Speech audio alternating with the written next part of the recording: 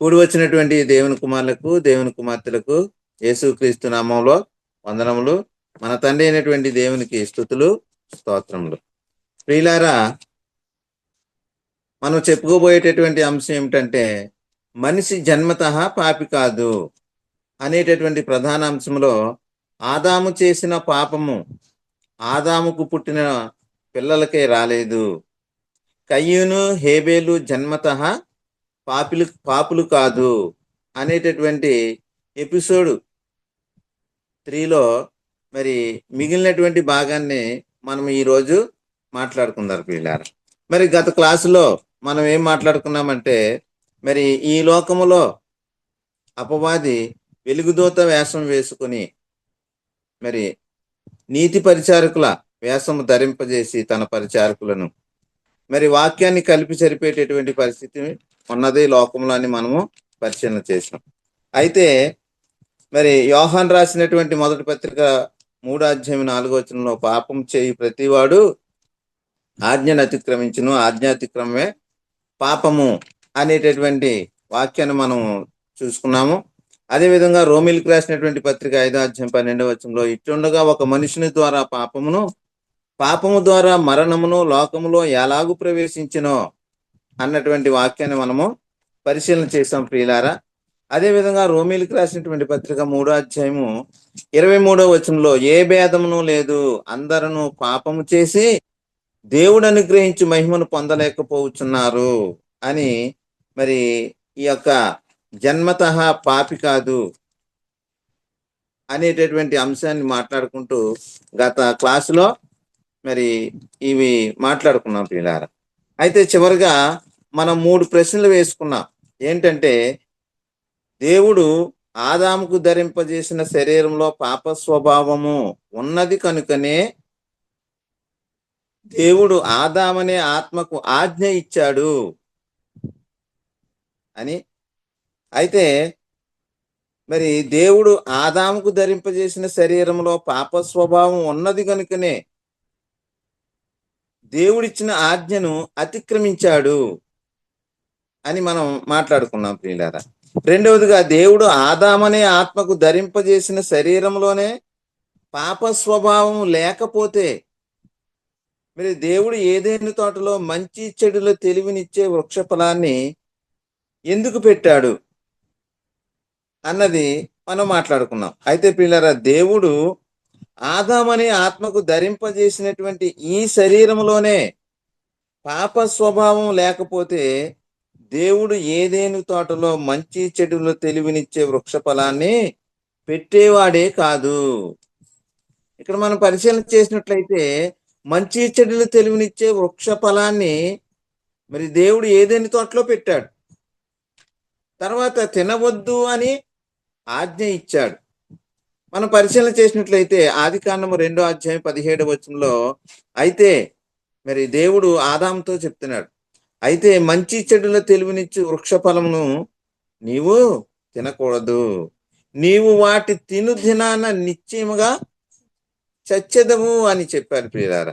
మరి వాళ్ళు ఏం చేశారు అంటే ఆజ్ఞను అతిక్రమించారు, పాపం చేశారు.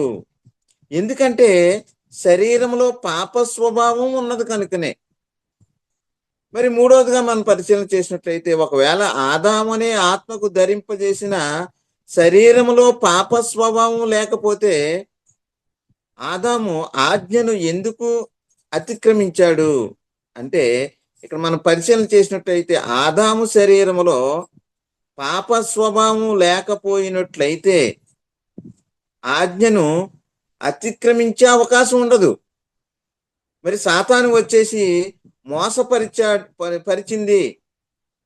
మోసపరిచాడు అని చెప్పుకుంటున్నాం ప్రియులారా. మరి ఆదాము శరీరములో పాప స్వభావం లేకపోయినట్లయితే మరి సాతాను వచ్చి చెప్పినా లోబడేటటువంటి పరిస్థితి ఉండదు. పాప స్వభావం ఉన్నది కనుకనే మరి సాతానుడు చెప్పినటువంటి ఆ మాటకు లోబడిపోయారు. మరి దేవుడు చెప్పాడు అంతకుముందే, మంచి చెడులు తెలివినిచ్చే ఈ వృక్ష ఫలాన్ని తిన్నట్లయితే నీవు నిశ్చయంగా చనిపోతావని చెప్పాడు. మరి ఆ యొక్క ఆదాము యొక్క శరీరములో పాప స్వభావం ఉన్నది కనుకనే మోసపరచబడ్డాడు. ఎందుకంటే శరీరము ప్రకృతిని కోరుకుంటుంది గనుకనే శరీరం ప్రకృతి చేత లోబడుతుంది. కాబట్టి శరీరము దానినే కోరుకుంటుంది. ఈ శరీరం యొక్క స్వభావం ఏమిటి అంటే దేవుని ఆజ్ఞకు లోబడనటువంటి స్వభావము. దేవుని ఆజ్ఞకు లోబడినటువంటి స్వభావం. రోమీలకు రాసినటువంటి పత్రిక 8వ అధ్యాయము 7వ వచనం మనం ఒకసారి పరిశీలన చేసుకుంటే, ఏలయనగా శరీరానుసారమైన మనసు దేవునికి విరోధమైనది, అది దేవుని ధర్మశాస్త్రమునకు లోబడదంట. ఎంత మాత్రమునో లోబడదు అని చెప్తున్నాడు ప్రియులారా. మరి దేవుని చిత్తాన్ని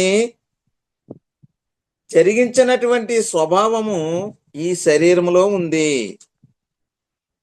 మరి నేను అనే ఆత్మకు పాప స్వభావం ఉన్నదంటే లేదు ప్రియులారా. ఎందుకంటే ఆత్మ ఎక్కడి నుండి విడిపోయింది? పరిశుద్ధుడైనటువంటి దేవుని నుండి విడిపోయి ఆదాములోనికి ప్రవేశపెట్టబడింది.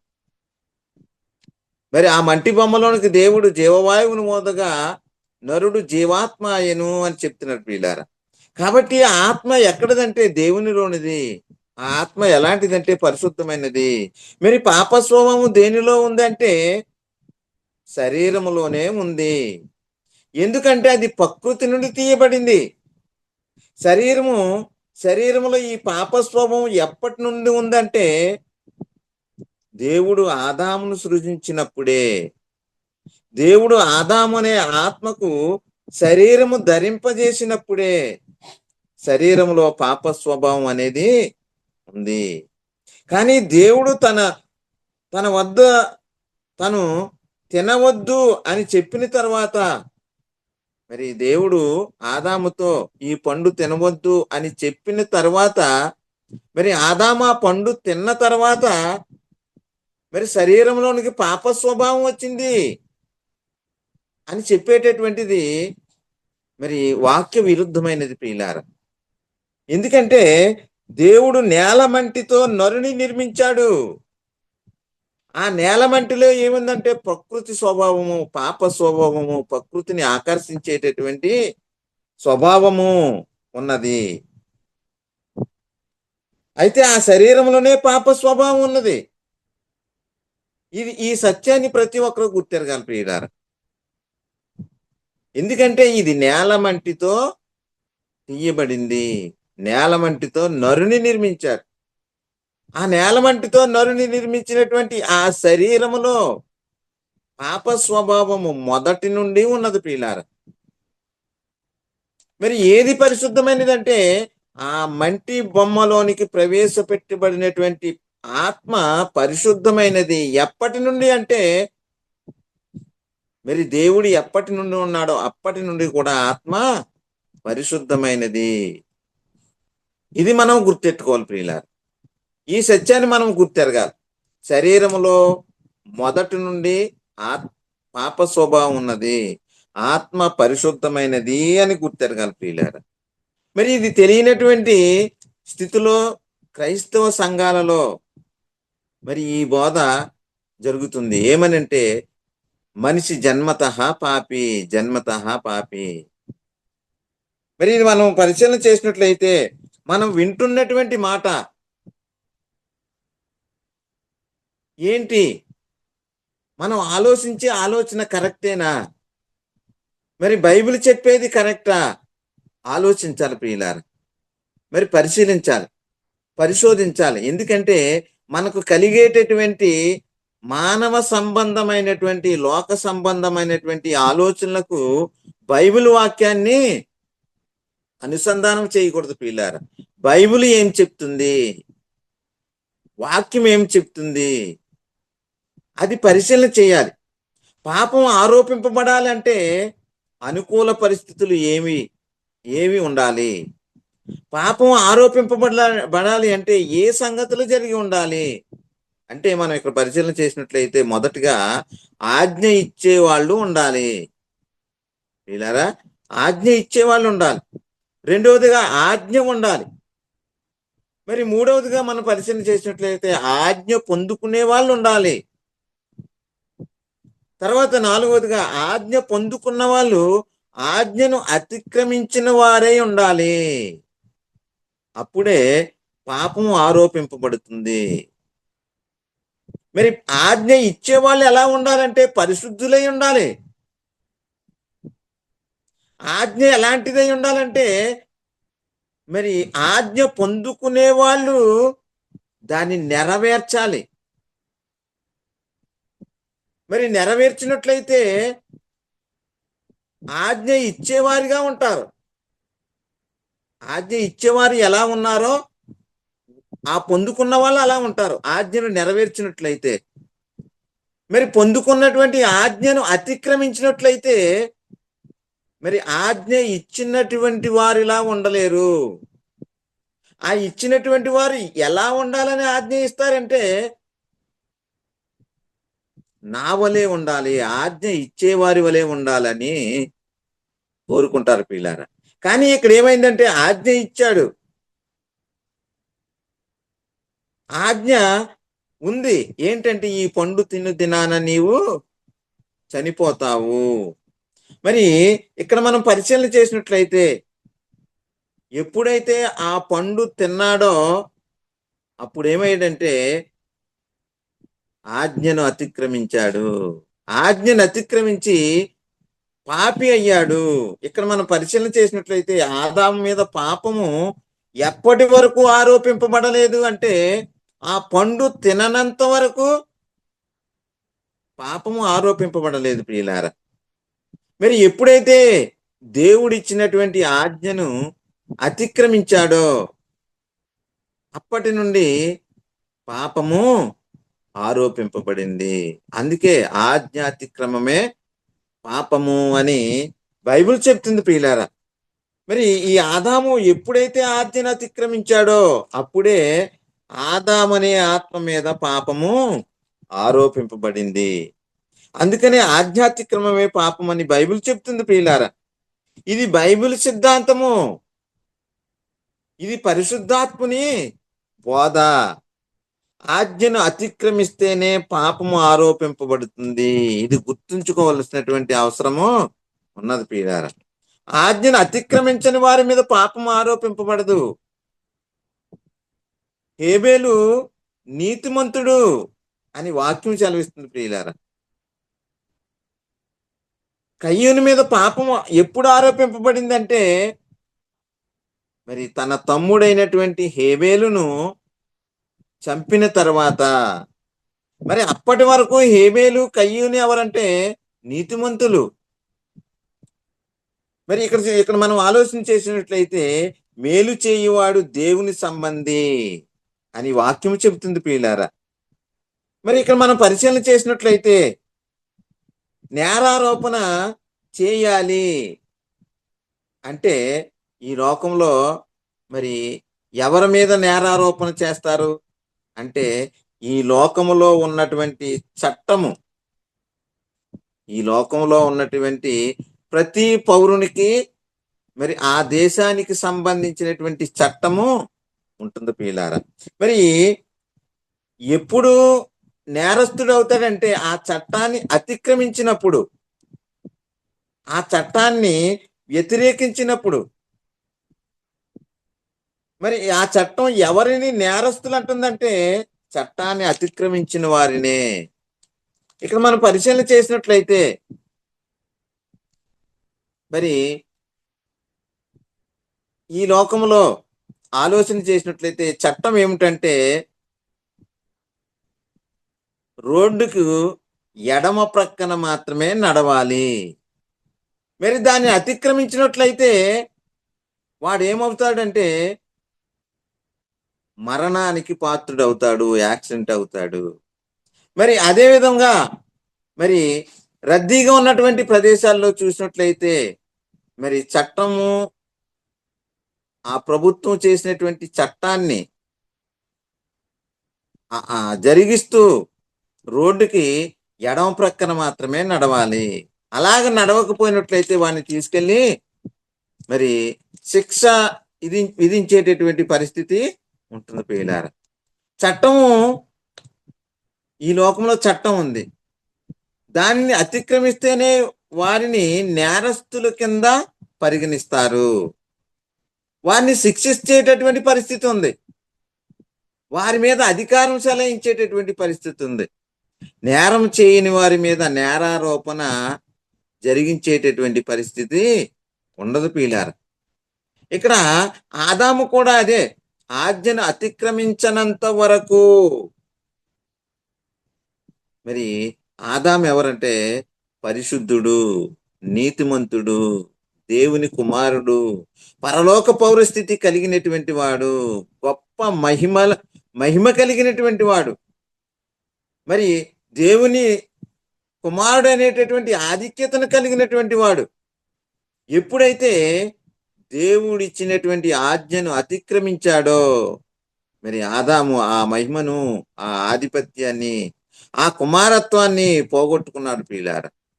దేవుడై ఉన్న ఆత్మ నుండి ఆదాము అనే ఆత్మ నిత్య ఎడబాటు కలిగింది. దీనినే ఆత్మ సంబంధమైనటువంటి మరణము అంటారు. ఆత్మ సంబంధమైన మరణం పొందుకున్నాడు. కానీ మనిషి జన్మతః పాపి కాదు. ఆదాము పాపము చేసినప్పుడే ఆయన మీద పాపము ఆరోపింపబడింది. ఆజ్ఞను అతిక్రమించినప్పుడే ఆదాము మరి ఈ దేవుని సంబంధమైనటువంటి ఆ యొక్క ఈవులను కోల్పోయాడు ప్రియులారా. ఎవరు పాపం చేస్తే వారిపైనే పాపము ఆరోపింపబడుతుంది. ఎవరు ఆజ్ఞను అతిక్రమిస్తే వారిపైనే పాపము ఆరోపింపబడుతుంది. పాపము చేసి పాపి అవుతున్నాడు. మరి నీతిని జరిగించిన వాడు నీతిమంతుడు అవుతున్నాడు. ఇక్కడ మనం పరిశీలన చేసినట్లయితే ప్రియులారా, అప్పుడే పుట్టిన పిల్లవాడు పరిశుద్ధుడా కాదండి? అంటే ఆజ్ఞాతిక్రమే పాపం అన్నాడు. పాపము చేయువాడు ఆజ్ఞను అతిక్రమించును, పాపం వలన వచ్చు జీతము మరణము. మరి ఇక్కడ మనం పరిశీలన చేసినట్లయితే అప్పుడే పుట్టిన పిల్లవాని ఆత్మ పరిశుద్ధమైనదా కాదంటే పరిశుద్ధమైనదే.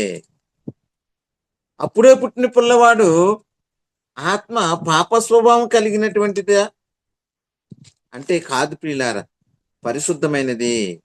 కానీ ఆ ఆత్మకు ధరింపజేసినటువంటి శరీరంలో పాప స్వభావము ఉన్నది. పుట్టిన పిల్లవాని ఆత్మ పరిశుద్ధమైనది, నీతి గలదే.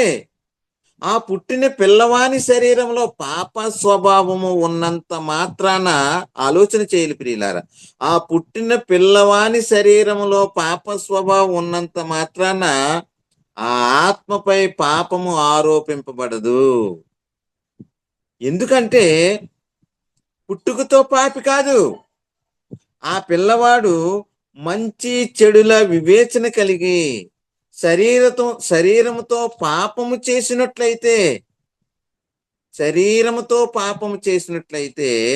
పాపి అయ్యేటటువంటి పరిస్థితి.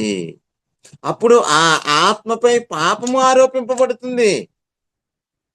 అదే విధంగా ఆదాము చేసిన పాపము ఆదాముకు పుట్టిన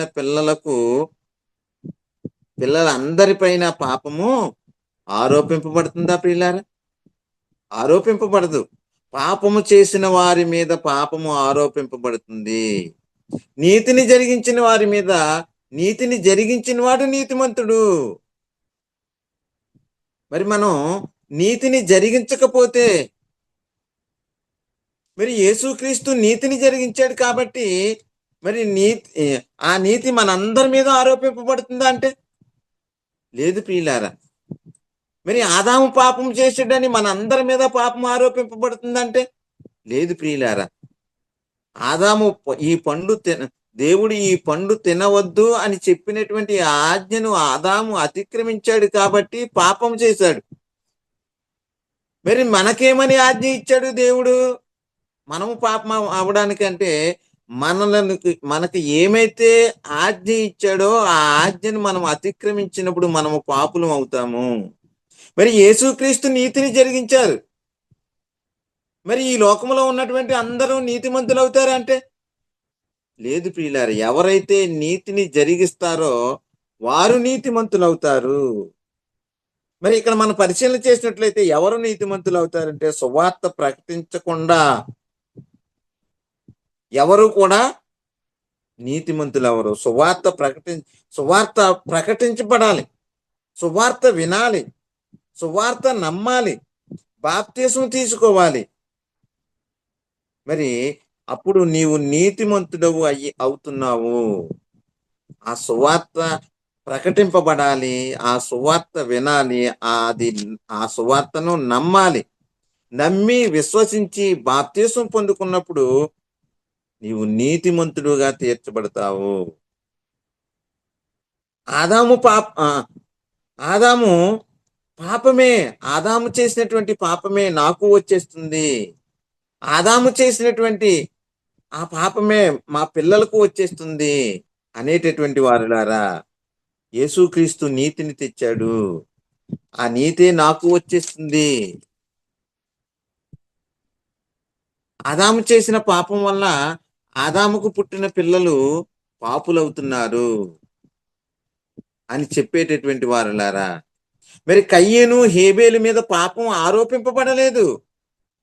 ఎప్పటి వరకు అంటే వారు దేవునికి మరి అర్పణలు తెచ్చేంత వరకు. మరి అక్కడ ఏం జరిగిందంటే మత్తయి సువార్త 23 అధ్యాయం 35 వచనంలో నీతిమంతుడైన హేబేలు రక్తము మొదలుకొని బలిపీఠమునకును దేవాలయమునకును మధ్య మీరు చంపిన బరకీయ కుమారుడగు జకర్యా రక్తం వరకు భూమి మీద చిందింపబడిన నీతిమంతుల రక్తమంతయు మీ మీదికి వచ్చును అంటున్నారు పిల్లలు. నీతిమంతుడైన హేబేలు, మరి నీతిమంతుడైనటువంటి హేబేలు అర్పించినటువంటి అర్పణలు దేవుడు అంగీకరించాడు కాబట్టి కయ్యూని అర్పణలు దేవుడు అంగీకరింపలేదు కాబట్టి మరి కయ్యూను హేబేలు మీద కక్ష పెంచుకుని తన తమ్ముడైనటువంటి హేబేలును చంపి మరి పాపి అయ్యాడు. మరి అప్పటి వరకు వారిద్దరు ఎవరంటే నీతిమంతులు. ఎప్పుడైతే కయ్యూని హేబేలును చంపాడో మరి అప్పుడు పాపి అయ్యాడు. హెబ్రీయులకు రాసినటువంటి పత్రిక 11వ అధ్యాయం 4వ వచనంలో విశ్వాసమును బట్టి హేబేలు కయ్యూను కంటే శ్రేష్టమైన బలి దేవునికి అర్పించెను. దేవుడు అతని అర్పణలను గురించి సాక్ష్యం ఇచ్చాడు. అతడు ఆ విశ్వాసమును బట్టి నీతిమంతుడని సాక్ష్యము పొందెను. అతడు మృతి పొందియు ఆ విశ్వాసము ద్వారా మాట్లాడుచున్నాడు. ఆదాముకు పుట్టిన ఇద్దరు పిల్లలు పాపులు కాదు ప్రియులారా. వారి ఆత్మ పరిశుద్ధమైనదే. వారి శరీరాలలో ఏముందంటే పాప స్వభావము ఉన్నది. పిల్లవాని మీద పాపం ఎప్పుడు ఆరోపింపబడుతుందంటే ప్రియులారా, పాపము చేసినప్పుడు. ఈ లోక సంబంధంగా మనం ఆలోచన చేసినట్లయితే ఒక దొంగ ఉన్నాడు ప్రియులారా. ఆ దొంగకు పుట్టిన పిల్లవాడిని ఏమంటారు? దొంగ అంటారా? అనరు కదా. ఎప్పుడు దొంగ అంటారు? ఆ పిల్లవాడు ఎదిగి మరి మంచి చెడులు వివేచన కలిగి మరి దొంగతనం చేసినట్లయితే అప్పుడు దొంగ అనేటటువంటి పరిస్థితి ప్రియులారా. మరి తన తండ్రి దొంగని ఆ కుమారుని కూడా దొంగ అంటారంట ప్రియులారా? లేదు కదా. ఆ పిల్లవాడు దొంగతనం చేసినప్పుడు దొంగ అని పేరు పెడతారు. కానీ ఇక్కడ మనం పరిశీలన చేసినట్లయితే ఆదాముకు పుట్టినటువంటి పిల్లలు జన్మతః పాపులు కాదు అని గుర్తెరగాలి ప్రియులారా. వారు పెద్దవారైన తర్వాత, పాపం చేసిన తర్వాత వారు పాపులవుతున్నారు. మరి అప్పటి వరకు పాపం చేయనంత వరకు వారు ఎవరంటే పరిశుద్ధులు, నీతిమంతులు. మరి ఆదికాండం 4వ అధ్యాయం 8వ వచనాన్ని మనం పరిశీలన చేసినట్లయితే అక్కడ మనకు తెలియబడుతుంది ప్రియులారా. కయ్యూను తన తమ్ముడైన హేబేలుతో మాటలాడెను. వారు పొలములో ఉన్నప్పుడు కయ్యూను తన తమ్ముడైన హేబేలు మీద పడి అతనిని చంపెను. మరి హేబేలును చంపనంత వరకు కయ్యూను ఎవరంటే నీతిమంతుడే. మరి ఎప్పుడైతే హేబేలును చంపాడో మరి కయ్యూను ఏమయ్యాడంటే మరి పాపము చేశాడు, పాపిగా తీర్చబడతాడు. చంపినప్పుడు పాపము ఆరోపింపబడుతుంది. ఎప్పుడైతే హేబేలును చంపాడో అప్పుడు పాపము ఆరోపింపబడుతుంది ప్రియులారా. ఇంకా మనం పరిశీలన చేసినట్లయితే ఇక్కడ అంటున్నారు 9వ వచనంలో, ఆదికాండం 4వ అధ్యాయం 9వ వచనంలో యెహోవా అంటున్నారు, నీ తమ్ముడైన హేబేలు ఎక్కడ ఉన్నాడని కయ్యూనుని అడుగగా అతడు అంటున్నాడు, నేను ఎరుగను, నా తమ్మునికి నేను కావలివాడనా నేను. అప్పుడైనా నీవు చేసిన పని ఏమిటి? నీ తమ్ముని రక్తము యొక్క స్వరము నేలలో నుండి నాకు మొర్రపెట్టుచున్నది అని చెప్పాడు. ఇక్కడ కయ్యూని ఏం చేశాడు? తప్పు చేశాడు, పాపము చేశాడు, మరలా దేవునితో అబద్ధమాడుతున్నాడు ప్రియులారా. అందుకే మనం పరిశీలన చేసినట్లయితే ఆదికాండము 4వ అధ్యాయం 7వ వచనంలో అంటున్నాడు, నీవు సత్క్రియ చేసిన ఎడల తలనెత్తుకొనవా, సత్క్రియ చేయని ఎడల వాకిట పాపము పొంచియుండును, నీ ఎడల దానికి వాంఛ కలుగును, నీవు దానిని ఏలుదువనెను. నీ ఎడల దానికి వాంఛ కలుగును అంటున్నారు పిల్లలు. దానికి మనం అవకాశం ఇచ్చేటటువంటి వారిగా ఉండకూడదు. అప్పుడు మనం నీవు దానిని ఏలుదువు అంటున్నారు పిల్లలు. ఇక్కడ మనం పరిశీలన చేసినట్లయితే సత్క్రియ జరిగించాలి. అందుకే అంటున్నారు యోహాను సువార్త, యోహాను రాసినటువంటి పత్రిక మూడో పత్రిక మరి 1వ అధ్యాయం ఉంటుందండి. ఆ అధ్యాయంలో 11వ వచనాన్ని మనం పరిశీలన చేసినట్లయితే మరి యోహాను గారు మరి గాయకు రాస్తూ అంటున్నారు, ఏమంటున్నాడంటే, ప్రియుడా, చెడ్డ కార్యము కాక మంచి కార్యమును అనుసరించి నడుచుకొనుము అని చెప్పి, మేలు చేయువాడు దేవుని సంబంధి, కీడు చేయువాడు దేవుని చూచిన వాడు కాడు అంటున్నాడు ప్రియులారా. ఏం చెయ్యాలంట? మేలు చేయాలి అంటున్నాడు. చెడ్డ కార్యము కాక మంచి కార్యమును అనుసరించి నడుచుకొనుము అని చెప్పి, మేలు చేయువాడు ఎవరట? దేవుని సంబంధి. ఇంకా మనం పరిశీలన చేసినట్లయితే యోహాను రాసినటువంటి మొదటి పత్రిక 3వ అధ్యాయం 12వ వచనంలో ఇక్కడ చెప్తున్నారు ప్రియులారా, మనము ఎలా ఉండకూడదట? 3వ అధ్యాయం 12వ వచనంలో మనము కయ్యూను వంటి వారమై ఉండరాదు అంటున్నాడు ప్రియులారా. కయ్యూను ఏం చేశాడంటే ఇక్కడ చెడ్డ కార్యం చేశాడు, తన తమ్ముడైనటువంటి హేబేలుని చంపాడు. అందుకనే అంటున్నాడు ఇక్కడ, మనము కయ్యూను వంటి వారమై ఉండరాదు, వాడు దుష్టుని సంబంధి అయి తన సహోదరుని చంపెను. దుష్టుని సంబంధి ఎందుకయ్యాడంటే తన శరీరంలో పాప స్వభావము ఉన్నది కాబట్టి. అందుకే ఇక్కడ అంటున్నాడు, వాడు దుష్టుని సంబంధి తన సహోదరుని చంపెను. వాడతన్ని ఎందుకు చంపెను అని చెప్పి, తన క్రియలు చెడ్డవియు తన సహోదరుని క్రియలు నీతి గలవై ఉండెను గనుకనే. మరి తన సహోదరుని క్రియలు నీతి గలవై ఉన్నాయంట. మరి తన సహోదరుని శరీరంలో కూడా పాప స్వభావం ఉన్నది. తన సహోదరునటువంటి హేబేలు శరీరంలో కూడా పాప స్వభావం ఉన్నది. కానీ ఇక్కడ ఏమన్నాడు? తన సహోదరుని క్రియలు నీతి గలవై ఉండెను గనుక ఏమంటున్నాడు పైన మరలానే, వాడు కయ్యూని ఎవడంట, వాడు దుష్టుని సంబంధి అయి తన తన తన సహోదరుడిని చంపెను. వాడతన్ని ఎందుకు చంపెనంటే తన క్రియలు చెడ్డవి. అక్కడ శరీర తత్వము బయటపడుతుంది ప్రియులారా. ఆ కయ్యూని యొక్క శరీరంలో ఏముందంటే పాప స్వభావము ఉన్నది. మరి ఆ హేబేలు యొక్క శరీరంలో కూడా పాప స్వభావం ఉన్నది, కానీ నీతిని జరిగించాడు అక్కడ. కాబట్టి నీతిమంతుడయ్యాడు. ఇది గుర్తుంచుకోవలసినటువంటి అవసరము ఉన్నది ప్రియులారా. ఇంకా మనం పరిశీలన చేసినట్లయితే యోధా రాసినటువంటి మొదటి పత్రిక, యోధా పత్రిక మొదటి అధ్యాయము మరి 11వ వచనాన్ని మనం పరిశీలన చేసినట్లయితే, అయ్యో వారికి శ్రమ అని చెప్పి ఏమన్నాడంటే, వారు కయ్యూను నడిచిన మార్గమును నడిచిరి. వారు కయ్యూను నడిచినటువంటి మార్గమున నడిచారట. ఏమి నడిచాడు కయ్యూను అంటే తన తమ్ముడైనటువంటి హేబేలును చంపాడు. ఇంకా ఇక్కడ చెప్తున్నాడు, బహుమానము పొందవలనని బిలాము నడిచిన తప్పు త్రోవలో ఆతురముగా పరిగెత్తిరి. బిలాము నడిచినటువంటి మార్గం అంట. బిలాము ఎవరంటే దేవునికి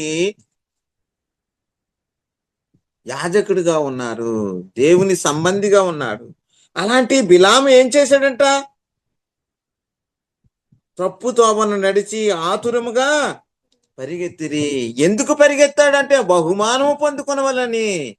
ఏంటా బహుమానం అంటే ఈ లోక సంబంధమైనటువంటి ఐశ్వర్యము, ఈ లోక సంబంధమైనటువంటి డబ్బు, ఈ లోక సంబంధమైనటువంటి సంపాదన కొరకు పరిగెత్తాడంట పిల్లారా.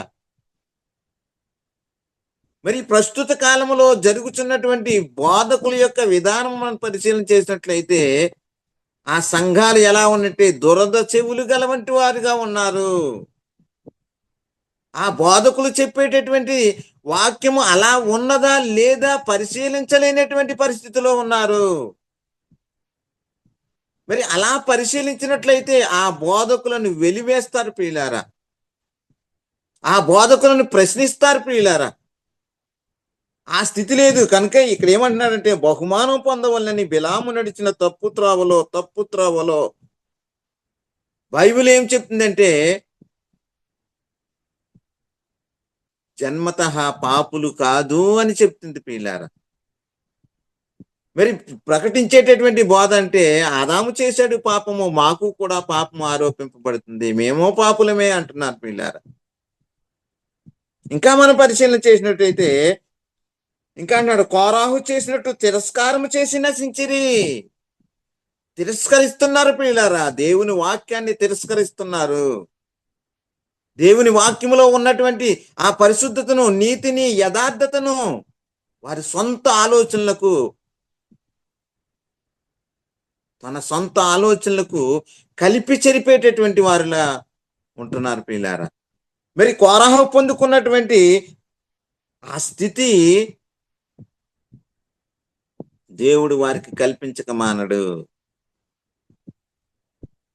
ఇంకా మనం పరిశీలన చేసినట్లయితే ప్రియులారా, అపోస్తుల కార్యము ఆదికాండం 4వ అధ్యాయం 4వ వచనాన్ని మనం పరిశీలన చేసినట్లయితే అక్కడ మనకు కనపడుతుంది ప్రియులారా, హేబేలు ఏం చేశాడట, తన తమ్ముని హేబేలు కూడా తన మందలో తొలుచూలు పుట్టిన వాటిలో కొవ్విన వాటిని కొన్ని తెచ్చెను. యెహోవా హేబేలును అతని అర్పణలను లక్ష్యపెట్టెను. మరి మన హృదయము, మనం తెచ్చేటటువంటి అర్పణలు కాదు ప్రియులారా, మన హృదయము దేవునికి సంబంధించినటువంటి గా ఉందా, దేవునికి దూరంగా ఉన్నదా, ఇది ఆలోచన చేయాలి ప్రియులారా. మరి ఈ విన్నటువంటి వాక్యాలను బట్టి మనము ఏం అర్థం చేసుకోవాలంటే, దేవుడు ఆదాముకు ధరింపజేసినటువంటి శరీరములో పాప స్వభావము ఉన్నది. మరి పాప స్వభావం ఉన్నంత మాత్రాన వారు పాపులు కాదు ప్రియులారా. ఎప్పుడైతే ఆ శరీరముతో ఆజ్ఞను అతిక్రమిస్తారో అప్పుడు ఆ ఆత్మపై పాపము ఆరోపింపబడుతుంది. మరి ఆదాముకు పుట్టినటువంటి కయ్యేను, హేబేలు ఎవరంటే పరిశుద్ధులు, జన్మతః పాపులు కాదు ప్రియులారా. మరి కయ్యూని ఎప్పుడు పాపి అయ్యాడు అంటే తన తమ్ముడైనటువంటి హేబేలును చంపి పాపి అయ్యాడు. కాబట్టి మనం పరిశీలన చేసినట్లయితే ఆదాము చేసిన పాపమే మనందరి మీద ఆరోపింపబడుతుంది అనేటటువంటిది మరి ఆ బోధ దుర్బోధ. సాతాను మభ్యపెడుతున్నాడు, సాతాను మోసపరుస్తున్నాడు. దానిని గుర్తెరగవలసినటువంటి అవసరం ప్రస్తుత కాలంలో ప్రతి ఒక్కరిపైన ఉన్నది ప్రియులారా. మరి ప్రతి ఒక్కరిపై ఉన్నది. దాన్ని గుర్తెరగాలి, పరిశోధించాలి, పరిశీలించాలి. మోమాటము లేనటువంటి వారిగా ఉండాలి వాక్య విషయంలో. అది తప్పు చెప్పినప్పుడు తప్పు అని చెప్పాలి, ఖండించాలి ప్రియులారా. మరి ఇక్కడ మనం పరిశీలన చేసినట్లయితే ఆదాము చేసినటువంటి పాపం మనపైన ఆరోపింపబడదు. పాపము చేసి అందరూ పాపులవుతున్నారు అని గుర్తెరగాలి ప్రియులారా. మరి ఇప్పటి వరకు మరి విన్నటువంటి ఈ వాక్కులు ప్రతి ఒక్కరి హృదయంలో నీరు కట్టి ఫలింపజేయును గాక. సహోదరులందరికీ వందనాలండి. దేవునికి స్తోత్రాలు.